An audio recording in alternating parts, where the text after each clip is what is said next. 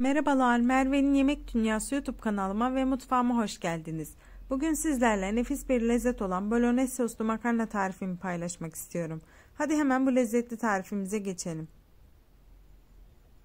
Sosumuz için 250 gram dana kıymayı tavaya alıyoruz. Kendi suyunu salıp renginin dönene kadar pişiriyoruz. İçerisine 5-6 yemek kaşığı sıvı yağ ekliyoruz ve kavurmaya başlıyoruz. Kıymamız kavrulurken biz de diğer malzemeleri hazırlayalım. 1 adet büyük boy soğanı küçük küçük küpler halinde doğruyoruz. Büyük bir soğan kullanmanız önemli. Soğan güzel bir lezzet verecektir. Soğanımızı doğradık. İçerisine 1 adet havucumuzu rendeliyoruz.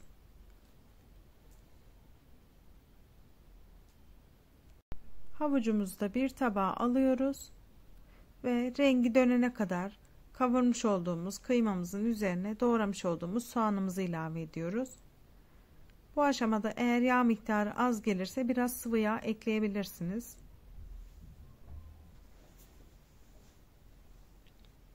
Ve soğanlarımız rengi pembeleşinceye kadar kavuruyoruz. Soğanlarımız pembeleşinceye kadar kavurduktan sonra içerisine rendelemiş olduğumuz havucumuzu ekliyoruz. Havuçlar diriliğini kaybedene kadar kavuruyoruz.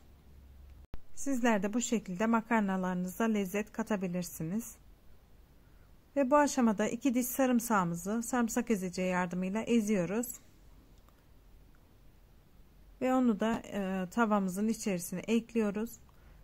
Ben 1 yemek kaşığı domates salçası kullandım. Eğer rengi daha koyu olsun isterseniz 2 yemek kaşığı kadar domates salçası kullanabilirsiniz. 1,5 yemek kaşığı da yazdan hazırlamış olduğum domates konservesinden kullanıyorum. Üzerine 1 tatlı kaşığı kadar tuz ekliyorum ve bir miktar daha pişiriyorum.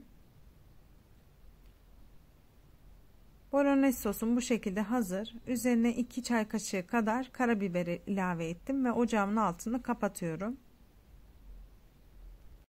Eğer videomu buraya kadar izlediyseniz kanalıma abone olmayı, bildirim zilini açmayı ve yorum yapmayı unutmayın arkadaşlar. Kaynayan suyumuzun içerisine bir miktar tuz ekleyip makarnamızı koyuyoruz. Ben 200 gram kadar makarna ekledim ve makarnalarımı haşlıyorum. Haşlanan makarnamı süzgeç yardımıyla süzdükten sonra tekrar tenceremin içerisine alıyorum. Eğer bolognese sosunuz soğuduysa onu da ısıtabilirsiniz. Bu ısıtma aşamasında tabii ki domates sosunu biraz çekecektir. Ocağımızın altını açıyoruz ve bu şekilde tekrar bir karıştırma işlemi yapıyoruz. Ve daha sulu bir kıvam elde etmek için yaklaşık yarım su bardağından biraz fazla daha önceden ayırmış olduğum makarnanın suyundan ilave ediyorum. Ve ocağımın altını kapatıyorum. Bu şekilde makarnam hazır. Gerçekten çok lezzetli oluyor. Havuç, soğan ve kıymanın birleşimiyle sizlere de mutlaka denemenizi tavsiye ederim. Beni izlediğiniz için teşekkür ederim. Deneyecek herkese afiyet olsun. Bir sonraki videomda görüşmek dileğiyle. Hoşça kalın.